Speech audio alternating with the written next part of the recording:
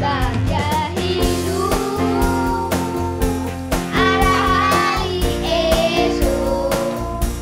Bahagia hidup, tak gentar karena hutan yang pegang hari esok. Hidup jadi berarti bahagia hidup.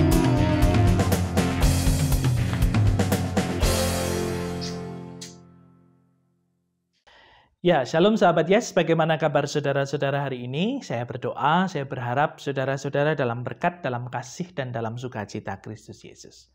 Nah, sahabat-sahabat Yesus, kita masih merayakan Paskah, kebangkitan Tuhan Yesus. Karena itu, firman Tuhan pada saat ini akan menyapa kita di dalam Injil Yohanes 20. Demikian firman Tuhan bagi kita semua. Maka datanglah Simon Petrus juga menyusul dia dan masuk ke dalam kubur itu.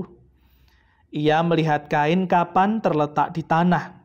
Sedang kain peluh yang tadinya ada di kepala Yesus tidak terletak dekat kain kapan itu, tetapi agak di samping tempat yang lain dan sudah tergulung.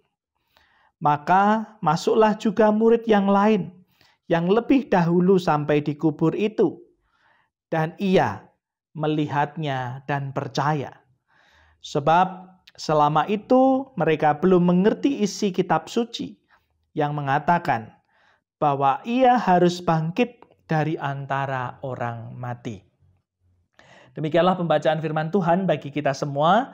Berbahagialah kita yang mendengar, merenungkan dalam hati, dan melakukan dalam kehidupan sehari-hari. Haleluya. Nah, sahabat-sahabat Yesus yang terkasih di dalam Tuhan, firman Tuhan ini menarik sebab Yohanes memberitakan tentang kebangkitan Yesus dengan sudut pandang yang berbeda.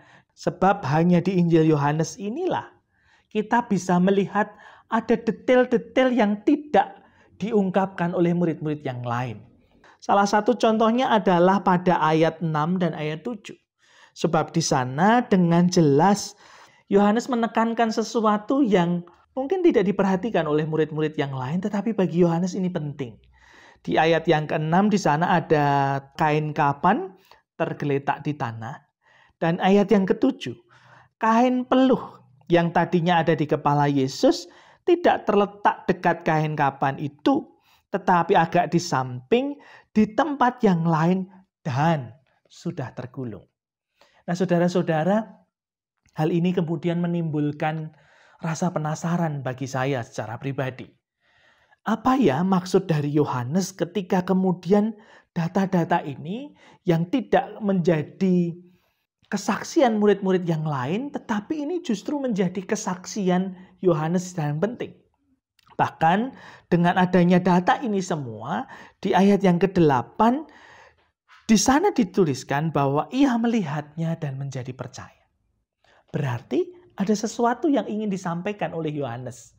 Nah, saudara-saudara, kemudian saya mencoba menelitinya. Saya kemudian mencoba mencari tahu jawaban apa yang coba ingin diungkapkan oleh Yohanes dengan kain kapan yang tergeletak di tanah, kain peluh yang sudah tergulung atau terlipat rapi berada di sisi sebelah kanan.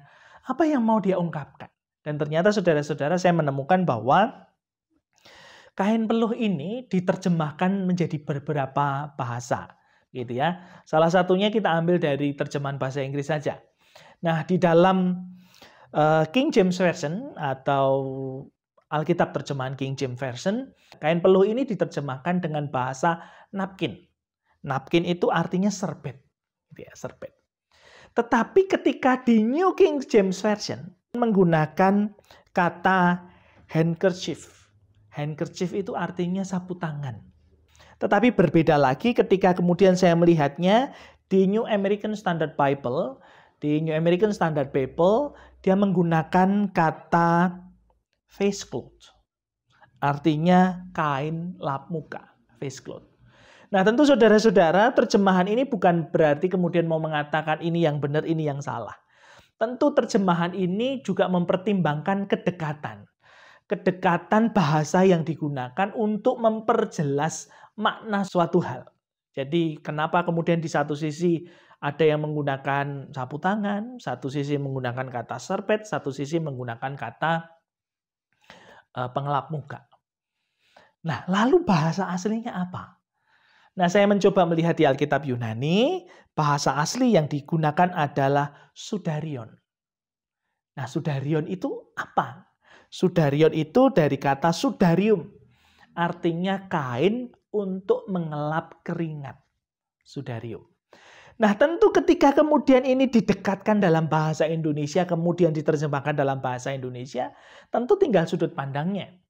Bagi sebagian orang tentu kain peluh itu dimaknainya agak sulit. Tetapi bagaimana ketika kita mungkin melihat bapak-bapak tukang becak begitu atau bapak-bapak manol begitu, mereka sering menggantungkan handuk kecil atau ya kita bisa mengatakan handuk kecil. Untuk apa? Untuk mengelap mukanya dari keringat. Nah, itulah yang disebut dengan sudarion. Loh kan beda itu maknanya dengan sapu tangan. Ya, mohon maaf. Bagi sebagian Bapak Ibu mungkin yang punya jabatan atau mungkin bekerja dengan kedinasan tertentu, mengelap muka dari keringat tentu tidak menggunakan handuk kecil kan. Saudara-saudara tentu menggunakan sapu tangan kan. Fungsinya kan sama, tetapi memang bahasa yang digunakan berbeda-beda. Tetapi yang menarik saudara-saudara bukan hanya persoalan penerjemahan saja. Tetapi apa yang mau Yohanes angkat? Apa yang mau Yohanes tunjukkan dengan kata sudarion ini? Bahkan di dalam firman Tuhan di Injil Yohanes ini, Yohanes dengan detail mengatakannya. Terlipat agak jauh sudah tergulung di sebelah kanan. Tentu ini terkait juga dengan pesan tersembunyi yang ingin diungkapkan oleh Yohanes. Yohanes menangkap ada pesan tersembunyi yang dilakukan oleh Tuhan Yesus dalam kebangkitannya. Dan ternyata betul. Dalam tradisi Yahudi kemudian saya melihat, saya membaca, apa ya kira-kira yang paling dekat dengan itu? Apakah mungkin ini karena terkait dengan tradisi Yahudi? Nah, ada salah satu tradisi tentang jamuan makan, saudara-saudara. Di dalam kehidupan orang Yahudi ketika Tuhan itu sedang makan, maka hamba itu menyiapkan piring, sendok, dan sebagainya itu sudah dipersiapkan dengan baik. Lalu di sana juga ada serbet atau napkin tadi. Jadi ketika para tuan ini selesai makan, dia menggunakan kain serbet itu untuk mengelap, membersihkan mulutnya, tangannya, dan juga jenggotnya. Kemudian dia menggulung serbet ini, kemudian melemparkannya di meja sebelah kanan. Ini menjadi tanda sebenarnya. Tanda bagi para pelayan-pelayan untuk mengerti bahwa, sang tuan sudah selesai makan. Waktunya untuk mengambil piring dan membersihkan meja dan mengambilnya.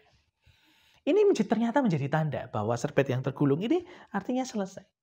Tetapi juga ada tanda lagi yang kedua adalah ketika sang tuan ini dia kemudian mengambil kain serbet tadi, kemudian dia mencoba membersihkan, tetapi kain serbet tadi dia lipat dengan rapi. Lalu ditaruh di sebelah kanan dan dia pergi dari tempat itu.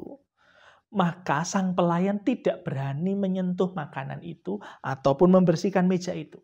Kenapa? Karena ternyata ini menjadi tanda bahwa sang tuan akan kembali lagi. Mungkin sedang mengambil sesuatu kah? Sehingga dia akan melanjutkan lagi. Dia akan kembali lagi. Nah saudara-saudara mungkinkah kemudian kita mencoba menghayati, memahami pesan dari Yohanes melalui Yohanes 20 ini.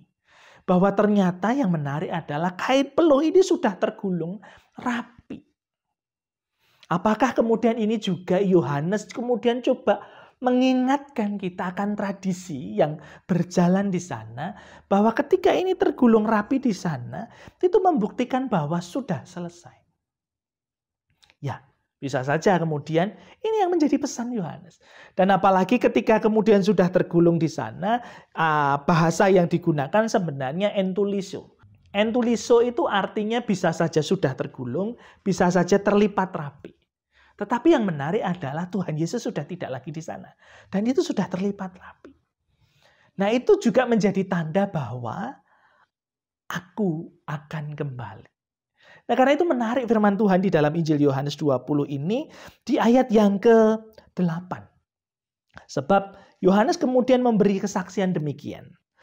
Maka masuklah juga murid yang lain yang lebih dahulu sampai di kubur itu, dan ia melihatnya dan percaya. Nah, saudara-saudara, saya melihat beberapa tafsiran.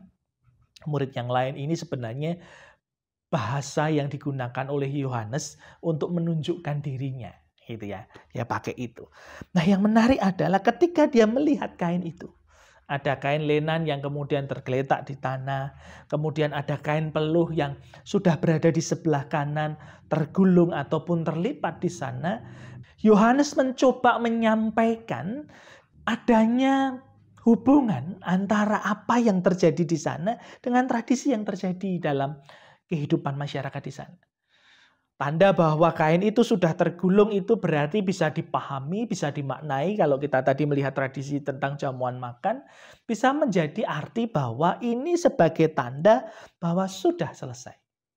Bukankah itu juga dekat dengan iman kita? Bukankah itu juga bisa menjadi tanda bagi iman kita bahwa Yesus telah selesai melakukan seluruh tugas tanggung jawabnya. Bahwa manusia telah ditebus dan dosa-dosanya telah diselesaikan oleh Tuhan. Dan kemudian ketika juga kita melihat bahwa kain itu yang tergulung itu, yang terlipat itu ada di sana dan Yesus tidak ada lagi. Itu juga menjadi tanda sebenarnya bahwa aku akan kembali. Dan benar sebenarnya ketika kita kemudian membacanya, melanjutkan bahwa ketika Yohanes dan Petrus itu pulang, Maria Magdalena ada di sana, duduk di sana, bukankah Yesus kembali? Yesus menyapa dia di depan kubur ketika Maria sedang bersedih. Nah, saudara-saudara yang terkasih di dalam Tuhan, bahwa ternyata untuk hal-hal sederhana, hal-hal simpel dalam kehidupan kita, kadang itu semua Tuhan pakai untuk menunjukkan, untuk menguatkan iman percaya kita. Mungkin ketika kita baca, ya kenapa ya? Mungkin kita hanya baca dengan bertanya, atau mungkin ya hanya sekilas baca, kenapa sih harus ditulis dengan detail, sudah tergulung, terlipat rapi di bagian sebelah lain, di sebelah kanan dan sebagainya. Tetapi ternyata ada relasi yang coba dihubungkan oleh Yohanes. Menjadi kesaksian Yohanes bahwa Yesus benar-benar bangkit. Kain peluh ini menjadi tanda. Kain peluh ini menjadi penguat buat kita bahwa Yesus sudah bangkit dan kita rayakan kemenangannya. Nah, karena itu saudara-saudara, saya mengajak kita. Mungkin ada hal-hal di sekitar saudara. Ada hal-hal yang mungkin bagi orang lain tidak terlalu diperhatikan. Tapi mungkin ketika kita melihatnya, itu menjadi tanda bagimu secara personal. Itu menjadi tanda bagi kita untuk kita kemudian mengerti. Melihatnya dan percaya.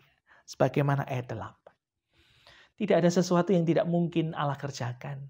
Tidak ada sesuatu yang mustahil bisa Allah tunjukkan. Bahkan melalui hal-hal yang sederhana di sekitar kita. Allah mau menunjukkan kuasanya, kebangkitannya, kehidupannya. Untuk memberkati saudara, menolong saudara, dan memampukan saudara menjalani kehidupan dengan rasa syukur. Karena itu, mari kembali kita berdoa. Bapa Surgawi, kami bersyukur untuk firman-Mu saat ini. Melalui kesaksian Yohanes tentang kain peluh Yesus. Bapa, sungguh kami bersyukur luar biasa. Ada hal-hal sederhana yang Tuhan pakai untuk menunjukkan kuasa-Mu. Untuk menunjukkan kesaksian bahwa Engkau sungguh-sungguh bangkit dan menang atas kuasa maut. Kami bersyukur Tuhan. Ada banyak hal-hal sederhana yang Tuhan pakai untuk menguatkan iman percaya kami. Untuk meneguhkan kami. Supaya kami tetap maju, supaya kami tetap percaya, supaya kami tetap beriman di dalam Kristus Yesus. Terima kasih untuk sabda-Mu saat ini Tuhan. Sungguh kami semakin dikuatkan, kami boleh semakin beriman di dalam Kristus Yesus. Terlebih di hari Paskah ini, kami semakin teguh dan percaya Kristus bangkit bagi kami semua. Di dalam cinta kasih Kristus Yesus, kami bersyukur, kami berdoa. Amin. Nah, karena itu sahabat-sahabat Yesus dimanapun saudara berada, Tuhan bisa menggunakan banyak hal. Tuhan bisa menggunakan hal-hal yang sederhana yang ada di sekitarmu. Untuk membuat engkau semakin teguh, untuk membuat engkau semakin percaya dan bersandar kepadanya. Karena itu mari lihat. Allah mengerjakan banyak mujizat. Allah mengerjakan banyak hal yang luar biasa untukmu secara personal melalui hal-hal sederhana yang mungkin bisa kita lihat. Mari lihat sekitarmu. Dan dengan melihat itu, jadilah percaya. Jadilah beriman teguh dalam Kristus Yesus. Sebab Tuhan Yesus bangkit untuk menyelamatkan hidupmu dan menyelamatkan hidup kita semua. Karena itu tetap percaya, tetap setia, semakin teguh beriman di dalam Kristus Yesus. Dan ingatlah, Tuhan Yesus memberkati saudara-saudara.